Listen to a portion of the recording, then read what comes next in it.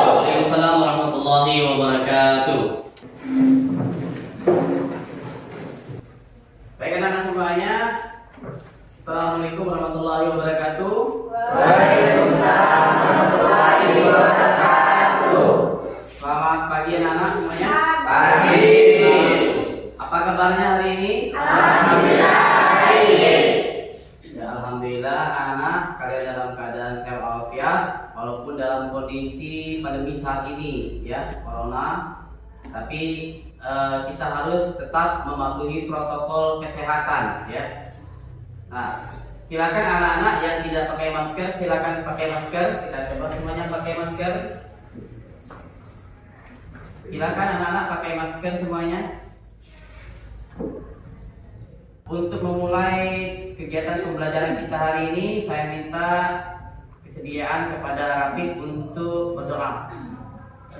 Marilah kita berdoa menurut agama dan kepercayaannya masing-masing. Berdoa mulai. Berdoa selesai. Ya, mudah-mudahan pembelajaran kita hari ini mendapatkan berkah dari Allah Subhanahu wa taala. Amin. Amin. Ya, anak. Anggi Pratama, Arapik. Hadir, Pak. Anak-anak sudah siap untuk memulai pembelajaran hari ini? Ya. Alhamdulillah. Oke anak, sebelum kita memulai, ya anak, coba silakan cek. Siapa tahu ada sampah di bawah lacinya. Silakan dicek.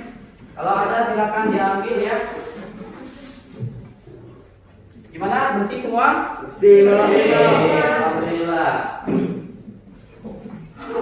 Anak-anak, pembelajaran kita hari ini melanjutkan dari materi kita yang minggu yang lalu ya, anak-anak. Nah, adakah yang masih ingat pembelajaran kita minggu yang lalu? Saya, Pak. Oh ya, coba Komar. Ya, terima kasih Pak. Baik, pelajaran minggu lalu yaitu tentang karakteristik perusahaan jasa dan juga contohnya, di mana perusahaan jasa merupakan salah satu bentuk usaha yang dilakukan dengan tujuan memenuhi kebutuhan yang bergerak di bidang usaha. Misalnya kayak usaha salon, terus usaha jahit, usaha travel, usaha sewa mobil dan lain sebagainya. Mungkin hanya bisa Pak. Terima kasih. Oke, bagus sekali. Masih ada yang lain? Saya Pak. Oh ya, silakan puja ya tua. Selain yang disebutkan Komar tadi, perusahaan jasa memiliki ciri yaitu tidak berwujud. Artinya tidak memiliki bentuk fisik yang nyata, tetapi bisa dirasakan manfaatnya. Kemudian bisa berubah-ubah, maksudnya barang yang diperdagangkan tidak memiliki standar. Oke, luar biasa. Masih ada lagi yang lain? Saya Pak. Oh ya, silakan. Bapak Ya, jadi setiap transaksi yang terjadi dalam perusahaan harus dicatat dan dasar pencatatannya harus memiliki bukti transaksi. Contohnya kwitansi atau bukti penerimaan dan pengeluaran uang. Kemudian nota kontan atau bukti penjualan dan pembelian secara tunai. Dan ada juga faktur atau bukti penjualan dan pembelian secara kredit dan memo internal Pak. Memo internal. Ya, ada lagi. Ya, silakan Riki. Nah ini Pak, dalam Oh, iya. akuntansi seluruh transaksi keuangan dalam perusahaan melibatkan dua sisi, yaitu sisi debit dan sisi kredit Pak. Oh iya, luar biasa. Tepuk tangan dulu semuanya. Karena IPS 12 IPS 1 ini memang hebat-hebat ya.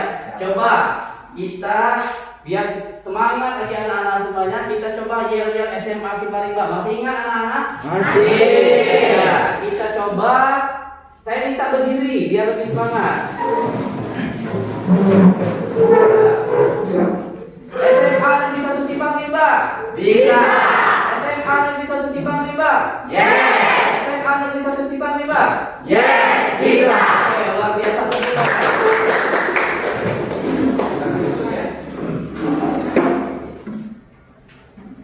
Oke anak-anak, benar yang disampaikan oleh teman kalian tadi bahwa pembelajaran minggu lalu itu terkait masalah karakteristik perusahaan dagang, kemudian unsur-unsur yang ada di dalam perusahaan dagang, nanti tadi yang belum disebutkan ya Nana ya, di perusahaan jasa menurut saya ya ada unsur harta, utang, modal, pendapatan dan beban, dan itu semua harus dicatat dalam posisi debit dan kredit.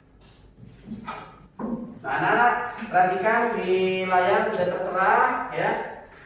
Untuk kompetensi dasarnya adalah 3.3 menganalisis penyusunan siklus akuntansi pada perusahaan jasa. Kemudian 4.3 membuat laporan keuangan pada perusahaan jasa. Kita lanjutkan tujuan pembelajaran kita hari ini ya.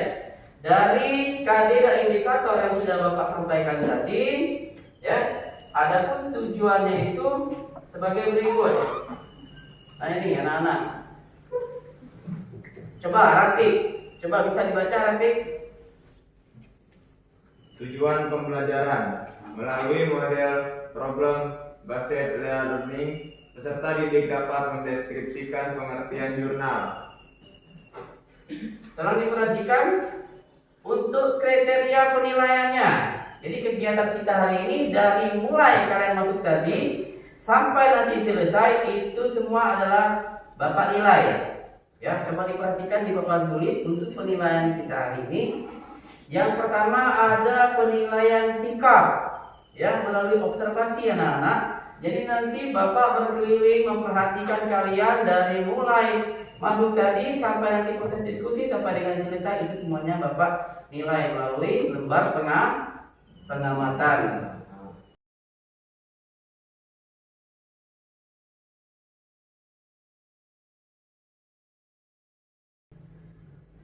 Nah, untuk lebih memahami apa itu jurnal umum, Bapak akan tayangkan video berikut ini. Ya, perhatikan.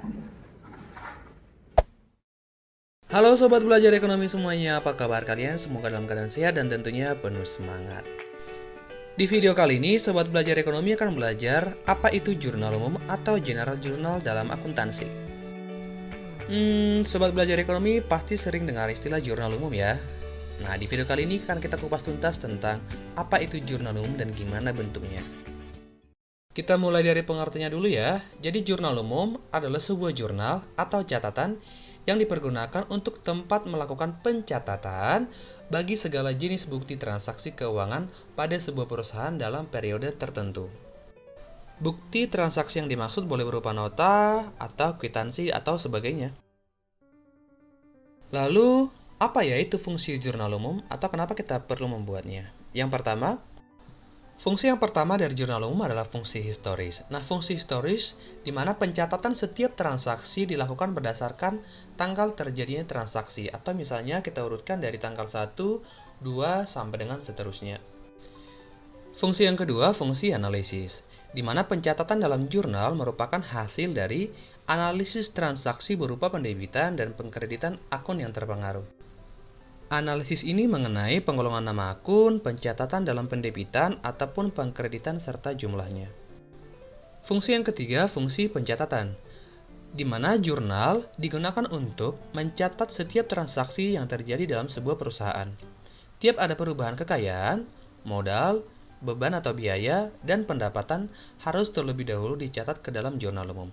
Tujuannya adalah agar pembuatan laporan keuangan perusahaan dapat dilakukan secara lengkap. Fungsi yang keempat adalah fungsi instruksi, di mana catatan dalam jurnal merupakan perintah untuk mendebit atau mengkredit akun sesuai dengan catatan dalam jurnal. Ya anak-anak ya, dari hasil tontonan video yang sudah Bapak tampilkan tadi, kalian sudah, saya yakin dan percaya sudah mengamati video, kemudian mencatat hal-hal yang nanti perlu kita diskusikan.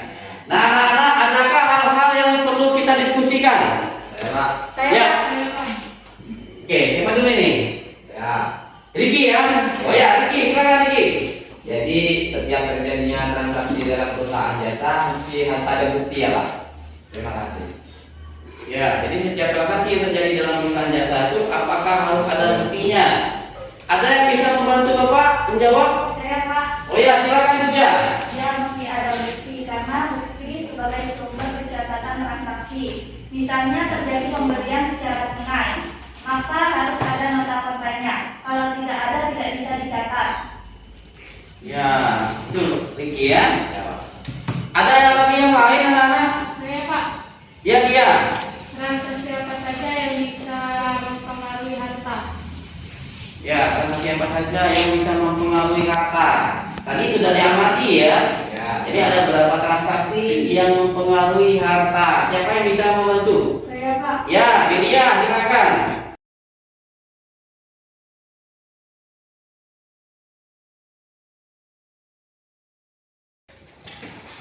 Nah, ini kasusnya ini.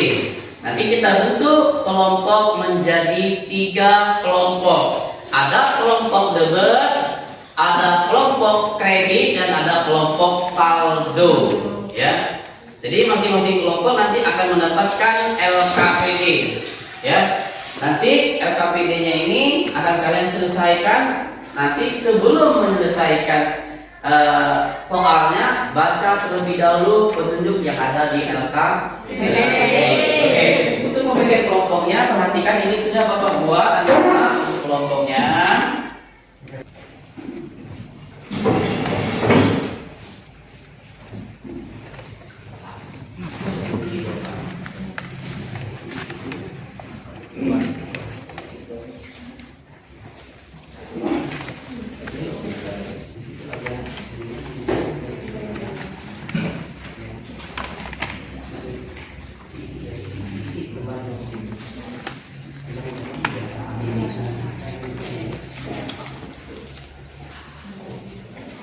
Untuk 10 menit.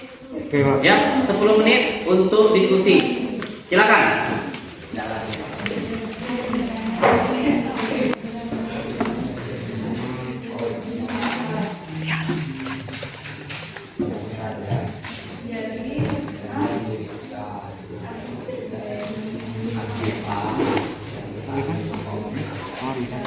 Baik anak-anak, waktunya sudah selesai ya. Sudah selesai. Ini kelompok yang mau duluan presentasi, kelompok mana?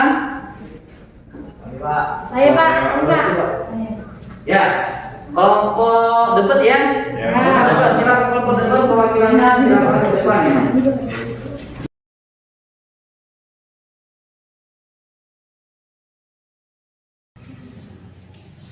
Oke, terima kasih. Perkenalkan, saya Maudin dari kelompok debat ingin mempresentasikan hasil diskusi kelompok kami. Perhatikan di sini, ini adalah hasil diskusi kelompok kami, yaitu mengenai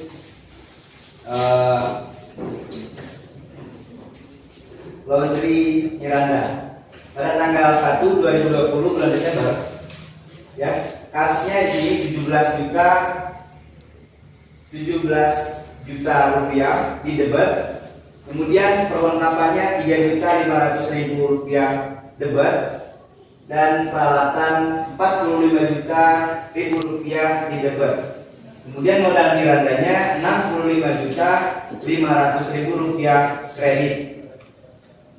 Perhatikan lagi, pada bulan 2020 Desember tanggal 2 itu beban sewanya debat 1.500.000 rupiah dan kasnya 1.500.000 rupiah kredit. Oke, perhatikan. Terus Bapak. Sekarang tanggal 4 tahun 2020 bulan Desember, beban listrik, air, dan telepon itu 150.000 rupiah. Bagi beban yang ingin bertanya lagi sambil kasnya 150.000 silakan di kredit. Apa masih ada yang ingin bertanya?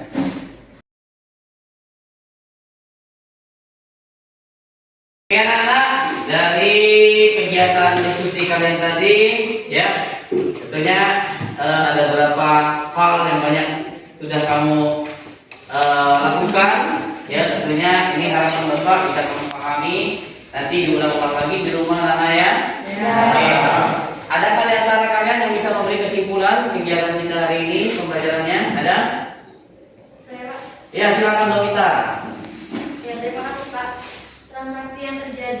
kesimpulannya, transaksi yang terjadi dalam perusahaan jasa sebelum dimasukkan ke dalam jurnal maka harus terlebih dahulu dianalisis dengan memperhatikan mekanisme debit dan kreditnya.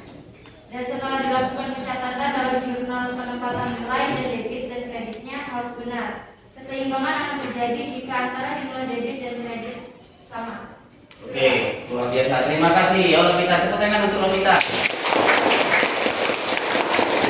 Oke. Ya, benar. Apa yang disampaikan oleh Lovita tadi, ya.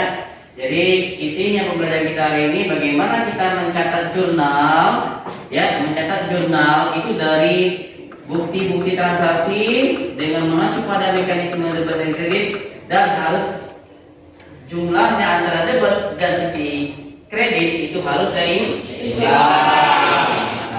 Oke, cukup sekian untuk diskusi kita hari ini anak-anak semuanya. Silakan kembali lagi ke kelompok semula. Ya anak ya, hari ini saya berdua kali dengan kalian sore ini.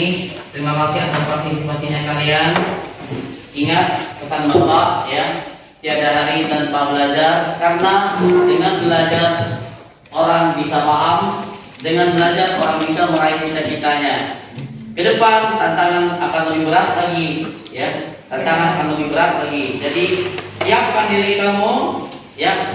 Bekal diri kamu dengan ilmu. Dengan ilmu kamu bisa menggapai semuanya. Paham anak-anak semuanya? Paham. Oke, sebelum kita untuk pelajaran, saya minta berdoa terlebih dahulu kepada Arapik, ya, pada Arapik. Tolong pimpin doanya, Arapik. Di pelajaran pada pagi hari ini baiknya kita berdoa. Mulai. Doa saya. Beri salam. Assalamualaikum warahmatullahi wabarakatuh. Waalaikumsalam warahmatullahi wabarakatuh.